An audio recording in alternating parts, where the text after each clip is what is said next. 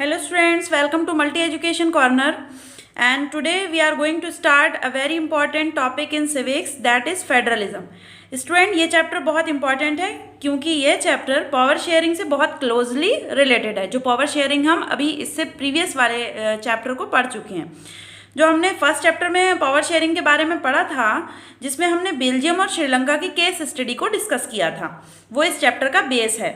इस चैप्टर में हम बहुत सारे टॉपिक्स के बारे में बात करेंगे। First of all we will discuss about what is federalism, यानी फेडरलिज्म क्या होता है, and after that some key features of federalism. हमारा थर्ड टॉपिक होगा what makes India a federal country, and fourth topic में पढ़ेंगे फेडरलिज्म कैसे practice किया जाता है, और लास्ट में हम डिस्कस करेंगे डिसेंट्रलाइजेशन ऑफ इंडिया या डिसेंट्रलाइजेशन इन इंडिया। तो स्टूडेंट चलिए फर्स्ट टॉपिक से स्टार्ट करते हैं, what is federalism. Student what is federalism? Federalism is a form of government in which power is divided into different level of government। तो student case of Belgium में chapter 1 में हमने पढ़ा था कि सेंट्रल गवर्नमेंट की बहुत सी पावर्स स्टेट गवर्नमेंट को दे दी गई थी और स्टेट गवर्नमेंट सेंट्रल गवर्नमेंट पर डिपेंडेंट नहीं थी। स्टूडेंट ये वो टाइम था जब Belgium unitary form of government से फेडरल फॉर्म ऑफ गवर्नमेंट में कन्वर्ट हो रहा था। फेडरलिज्म क्या है फिर? तो student federalism is a system of government जिसके अंदर पावर डिवाइड की जाती है गवर्नमेंट के डिफरेंट लेवल में, जैसे कि सेंट्रल गवर्नमेंट और स्टेट गवर्नमेंट में। इसके अंदर जो टॉप लेवल होता है वो पूरे कंट्री को गवर्न करता है, जैसे कि सेंट्रल गवर्नमेंट वो पूरे कंट्री को गवर्न करती है, और जो स्टेट गवर्नमेंट होती है वो पूरे स्टेट को गवर्न करती है।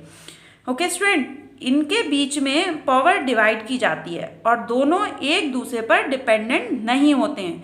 तो स्टूडेंट ये था कि फेडरलिज्म क्या है। अब हम बात करते हैं फेडरलिज्म के कुछ फीचर्स के बारे में। स्टूडेंट फेडरलिज्म के टोटल 7 की फीचर्स हैं।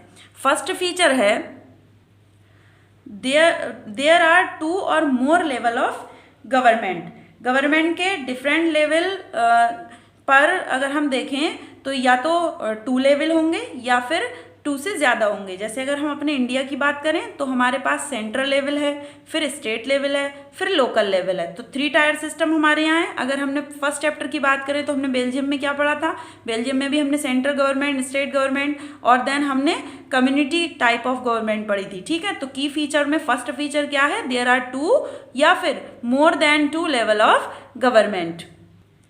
सेकेंड की फीचर है student different level of government govern the same citizen, यानी जो भी लेवल है गवर्नमेंट का वो सेम सिटीजन को ही गवर्न करेगा। जैसे स्टेट लेवल पर अगर देखें तो अगर हम सिर्फ यूपी की बात करें तो यूपी गवर्नमेंट यूपी के सिटीजन्स को गवर्न कर रही है, लेकिन अगर सेंट्रल गवर्नमेंट की बात करें तो वो भी यूपी के सिटीजन्स को गवर्न कर रही है। ठीक है, इसके अलावा लोकल गवर्नमेंट की बात करें तो यूपी में जितनी भी पंचायती राज सिस्टम है, जितने भी लोकल गवर्नमेंट है, वो भी उन्हीं सिटीजन्स को ही गवर्न कर रहा है। इससे हमें पता चलता है कि different level of government govern the same citizen. Student third feature है कि कॉन्स्टिट्यूशन में क्लियरली स्पेसिफाइड है कि गवर्नमेंट का कौन सा लेवल कौन से एरिया को गवर्न करेगा, यानी the jurisdiction of level of the government is specified in the constitution. और नेक्स्ट है हमारा change in the constitution can be made by the consent of each level. तो स्टूडेंट थर्ड लेवल तो आपको समझ में आ गया होगा कि थर्ड लेवल क्या है, कि कॉन्स्टिट्यूशन में बिल्कुल क्लियरली ये स्पेसिफाइड किया गया है कि गवर्नमेंट का कौन सा लेवल कौन से एरिया को गवर्न करेगा। और फोर्थ जो मैंने पढ़ा उसका मीन्स ये है कि फोर्थ फीचर में कॉन्स्टिट्यूशन में अगर किसी भी चेंज की नीड है तो वो डिसीजन यूनिलेटरी नहीं लिया जा सकता, बल्कि उसके अंदर ज़रूरत है गवर्नमेंट के हर लेवल के कॉन्सेंट की। ओके स्टूडेंट, फिफ्थ जो हमारा है वो ये है कि फिफ्थ फीचर जो हमारा है उसमें ये बताया गया है कि sources of revenue her level के क्लियरली स्पेसिफाइड होते हैं। और ये स्पेसिफाइड होते कहाँ पर हैं? तो sources of revenue of each level of government are clearly specified in the constitution.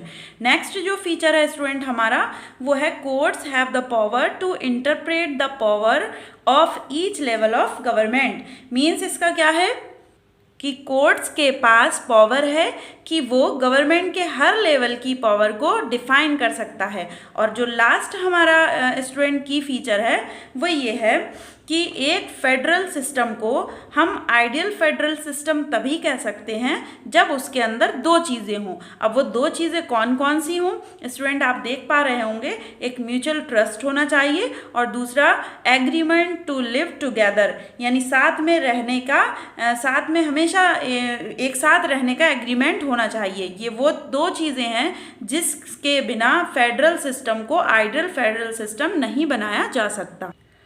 तो स्टूडेंट्स हमने बात की फेडरलिज्म के कुछ की फीचर के बारे में। अब हम बात करते हैं फेडरलिज्म कैसे इस्टेब्लिश किया जा सकता है। फेडरलिज्म को दो तरीके से इस्टेब्लिश किया जा सकता है। First is coming together federation and second way है holding together federation. Coming together federation और दूसरा क्या है, होल्डिंग टुगेदर फेडरेशन।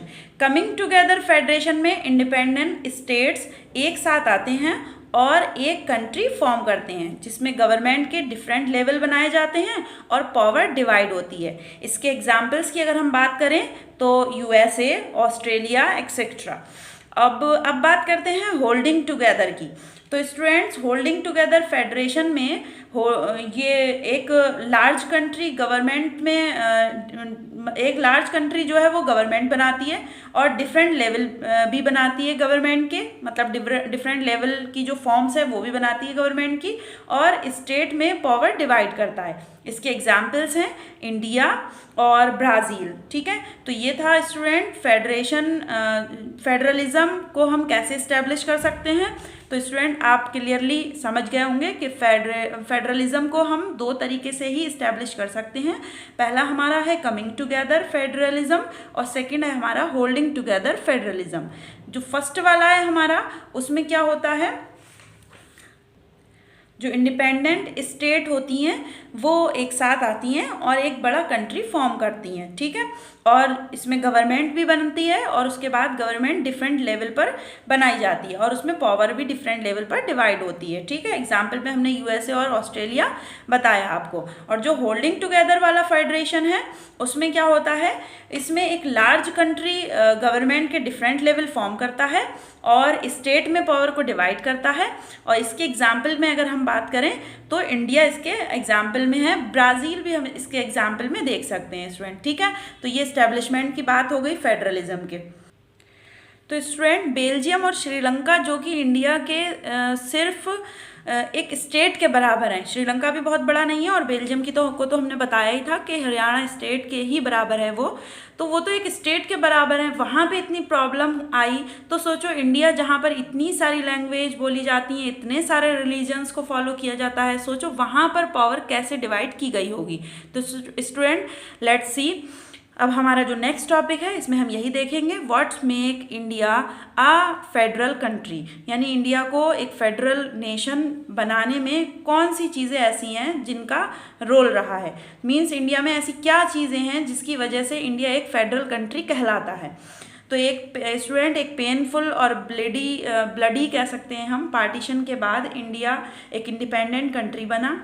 इंडिया में सारे जो प्रिंसली स्टेट्स इकट्ठा हुए और कंट्री का पार्ट बने। कॉन्स्टिट्यूशन बनाया गया जिसमें इंडिया को यूनियन ऑफ स्टेट डिक्लेयर किया गया। क्या किया गया? Union of states. इसमें फेडरेशन वर्ड यूज़ नहीं किया गया है, ये ध्यान रखिएगा स्टूडेंट। कौन सा वर्ड यूज़ नहीं किया गया है? फेडरेशन वर्ड का यूज़ कॉन्स्टिट्यूशन में यूज़ नहीं किया गया है, बल्कि इंडिया के लिए क्या यूज़ किया गया है? Union of state. जबकि इसके सारे अगर हम प्रिंसिपल्स देखें स्टूडेंट तो वो फेडरेशन पर ही बेस्ड हैं। इंडिया में भी कंट्री को गवर्न करने के लिए सेंट्रल गवर्नमेंट बनाई गई और स्टेट को गवर्न करने के लिए स्टेट गवर्नमेंट बनाई गई। बाद में थर्ड लेवल ऑफ गवर्नमेंट भी तैयार किया गया, वो था पंचायत, जो कि विलेज लेवल पर काम करता है। तो स्टूडेंट हमने गवर्नमेंट के लेवल तो डिफाइन कर दिए, पर कौन सी गवर्नमेंट किस इशू पर काम करेगी ये डिफाइन करने के लिए कॉन्स्टिट्यूशन में 3 लिस्ट बनाई गई। Students From 1947 to 1956 India divided into many states, यानी 1947 में हमारा देश जो है वो इंडिपेंडेंट हुआ, हमारा कंट्री, और 1956 तक इंडिया को बहुत सारी स्टेट्स में डिवाइड किया गया। There are 28 state at present. आज की डेट में हमारे पास 28 स्टेट्स हैं। 29 थी, लेकिन हमारा जो जम्मू कश्मीर स्टेट है वो अप टू अलग अलग यूनियन टेरिटरीज़ में डिवाइड हो चुका है, सो दैट अब हमारे पास 28 स्टेट्स हैं।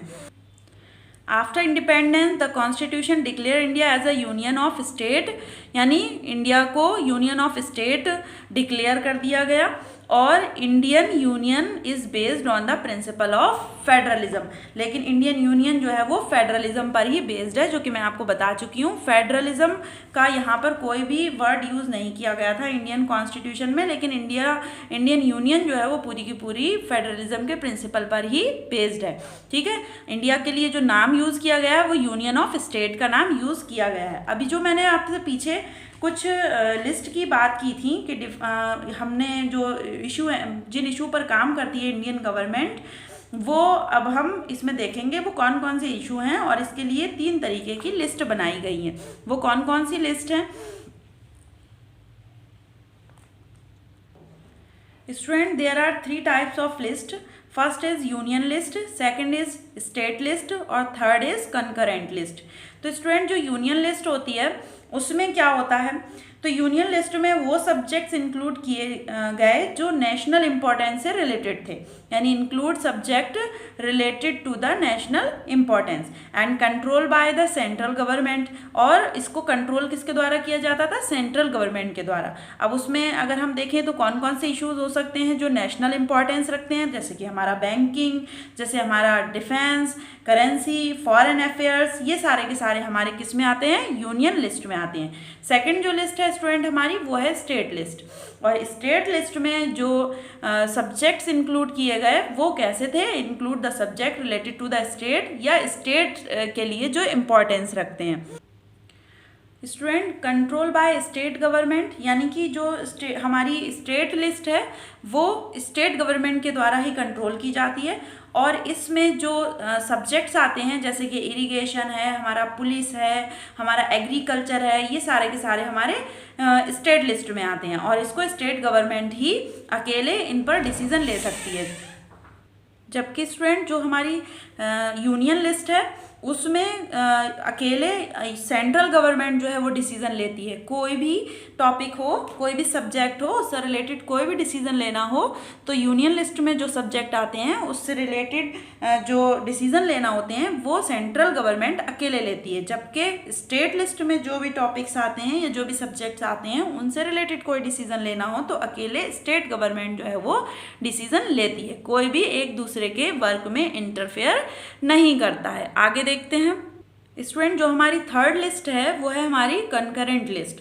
इस लिस्ट में वो सब्जेक्ट इंक्लूड किए जाते हैं जो कॉमन इंटरेस्ट के थे, यानी कि वो कंट्री और स्टेट सब के लिए इम्पॉर्टेंट थे। जैसे कि एजुकेशन में अगर हम देखें तो बहुत सारे स्कूल्स हमारे सेंट्रल गवर्नमेंट के द्वारा चलते हैं, बहुत सारे स्कूल्स हमारी स्टेट गवर्नमेंट चलाती है। ठीक है, तो इसका मतलब एजुकेशन एक ऐसा सब्जेक्ट है जो स्टेट और सेंट्रल दोनों के लिए ही इम्पॉर्टेंट है, इसलिए दोनों ही इस पर डिसीज़न लेते हैं। इसके अलावा मैरिज है, एडॉप्शन है, ठीक है, इन सब पर जो डिसीजन लेती हैं वो स्टेट गवर्नमेंट और सेंट्रल गवर्नमेंट दोनों मिल करके ही लेती हैं। और अगर दोनों के डिसीजन अपोजिट हो, मान लो स्टेट गवर्नमेंट कुछ और कह रही है, सेंट्रल गवर्नमेंट कुछ और कह रही है, तो दोनों के बीच में कुछ डिसीजन अपोजिट हो जाएं या दोनों के बीच में कोई कॉन्फ्लिक्ट हो जाए तो जो डिसीजन सेंट्रल गवर्नमेंट अप्रूव करती है वही माना जाता है। ये ध्यान रखिएगा, कंकरेंट लिस्ट में जो डिसीजन सेंट्रल गवर्नमेंट लेगी वही फिर फाइनल डिसीजन माना जाएगा अगर दोनों के बीच में कोई कॉन्फ्लिक्ट पैदा हो जाए या दोनों के डिसीजन अपोजिट हों। ठीक है, तो स्टूडेंट ये थी इंडियन कॉन्स्टिट्यूशन में 3 लिस्ट, और इन्हीं फीचर की वजह से इंडिया को एक फेडरल नेशन कहा जाता है। अब बात करते हैं कुछ ऐसे एरियाज़ के बारे में जो इतने छोटे थे जिनको हम स्टेट भी नहीं कह सकते पर वो इतने बड़े भी नहीं थे कि हम उनको दूसरी स्टेट के साथ मर्ज कर दें, ठीक है। तो ना तो हम उन्हें दूसरी स्टेट के साथ मर्ज कर सकते थे, ना ही हम उनको इंडिपेंडेंट स्टेट बना सकते थे, इसलिए उन्हें कहा गया यूनियन टेरिटरी। जैसे कि एग्जाम्पल में देखें तो दिल्ली, चंडीगढ़, पांडिचेरी, लक्षद्वीप, ये क्या हैं, सब हमारी यूनियन टेरिटरीज़ हैं। और अगर हम एट प्रेजेंट यूनियन टेरिटरीज़ की बात करें तो एट प्रेजेंट हमारे पास 8 यूनियन टेरिटरीज़ हैं। हालांकि कुछ स्टूडेंट बोलेंगे कि 9 यूनियन टेरिटरीज़ हैं, जबकि मैंने पहले ही क्लियर कर दिया है आप लोग को कि हमारे पास 8 यूनियन टेरिटरीज़ हैं।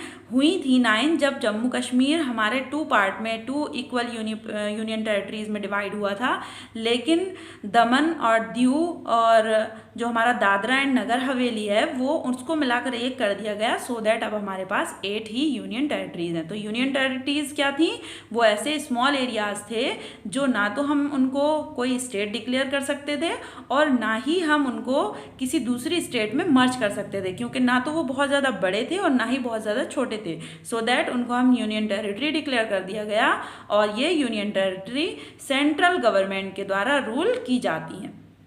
इन पर स्टेट का कोई भी रूल नहीं रहता, सिर्फ और सिर्फ इनको सेंट्रल गवर्नमेंट ही गवर्न करती है।